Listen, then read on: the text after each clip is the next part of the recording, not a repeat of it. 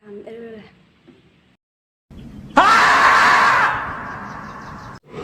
guys, welcome back to my learning journal part 6.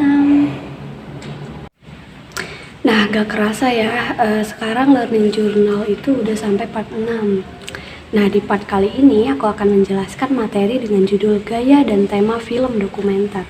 Jadi, di dalam film dokumenter itu ada gaya dan juga temanya. Nah, yang pertama, gaya pada film dokumenter itu yang pertama ada expository. Jadi gaya expository ini menekankan pada proses penyampaian pesan atau informasi melalui narasi. Jadi ditangkap secara langsung melalui narasi tertulis maupun non-tulis. Ada narasinya gitu, ada naratornya yang menjelaskan narasi tersebut. Contohnya seperti berita. Seperti reporter yang sedang meliput berita misalnya lagi tsunami gitu. Nah, itu disebut sebagai gaya expository. Nah, yang selanjutnya adalah gaya direct cinema. Nah, jadi direct cinema itu penggabungan antara dua unsur, yaitu unsur natural dan juga unsur spontanitas. Jadi, gaya ini tuh dibuat senatural mungkin, serealitas mungkin gitu. Terjadi sesuai kenyataan yang ada, fakta yang ada. Seperti contohnya kita membuat film dokumenter di pasar gitu. Ya, kita tuh harus mengambil cuplikan gambar orang-orang di pasar berjualannya seperti apa. Tidak ada yang dibuat-buat, tidak ada naskah yang harus disetting. Tapi di direct cinema ini sutradara itu dituntut untuk mengetahui atau mengetahui situasi di lapangan seperti apa. Contohnya seperti takutnya lagi hujan gitu kan, ataupun lagi ada badai. Nah, yang selanjutnya ada gaya observasional. Jadi gaya observasional ini adalah film dokumenter yang dibuat berdasarkan sumber dari observasi penulis ataupun sutradara. Nah, contohnya itu seperti Jejak Si Gundul. Nah, Jejak Si Gundul ini kan dia melakukan observasi terlebih dahulu sebelum dia tuh tahu ciri makanan khas Pandeglang misalnya, khas Serang kayak gimana gitu. Yang selanjutnya adalah gaya partisipatori. Nah, di gaya partisipatori ini si pemain itu diajak partisipasi untuk melalui wawancara dengan objek yang akan kita buat gitu. Contohnya seperti film Si Bolang. Nah, film Si Bolang itu kan si Bolangnya itu ikut berpartisipasi dalam petualangan tersebut kan. Nah, terkadang di tengah-tengah petualangan Si Bolang itu juga kan ada wawancara, sedikit wawancara terhadap dari narasumbernya gitu kan ya gitu. Oke, itu adalah gaya-gaya dari film dokumenter.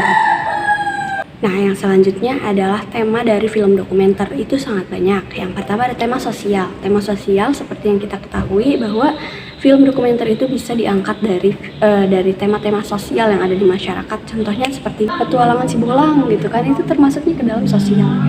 Nah, yang selanjutnya adalah tema politik. Nah, nggak jarang juga nih tema politik ini atau film dokumenter ini diangkat berdasarkan tema politik. Tapi dari tema politik ini tuh selalu muncul propaganda gitu. Jadi terkadang juga film dokumenter yang bertemakan politik ini tuh dianggap sebagai sarana kampanye untuk para petinggi-petinggi ataupun pejabat-pejabat dalam memperkenalkan bagaimana itu sistem politik. Contoh dari film dokumenter dengan tema politik itu G30 SPKI, seperti yang kita tahu. Soalnya kan itu banyak banget unsur politik di dalamnya, unsur-unsur kepahlawanan gitu kan. Nah, selanjutnya adalah tema ekonomi. Tema ekonomi juga sering diangkat ke dalam film dokumenter.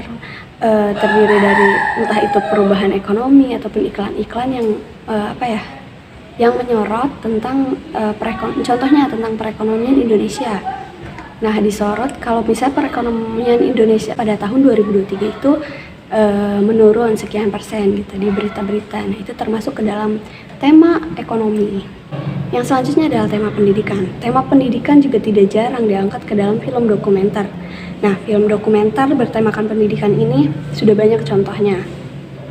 Sering juga dibuat sebagai iklan untuk mempromosikan suatu lembaga atau institusi tertentu. Selanjutnya adalah tema sejarah. Nah, tema sejarah ini juga lumayan banyak ya film dokumenter. Nah, contoh dari film dokumenter dengan tema sejarah ini sangat banyak. Contohnya G30 SPKI juga termasuk ke dalam tema sejarah gitu, selain tema politik ya. selanjutnya ada tema kemerdekaan gitu. Film dokumenter yang bertemakan kemerdekaan itu juga kan sesuai sejarah yang ada yang kita ketahui gitu.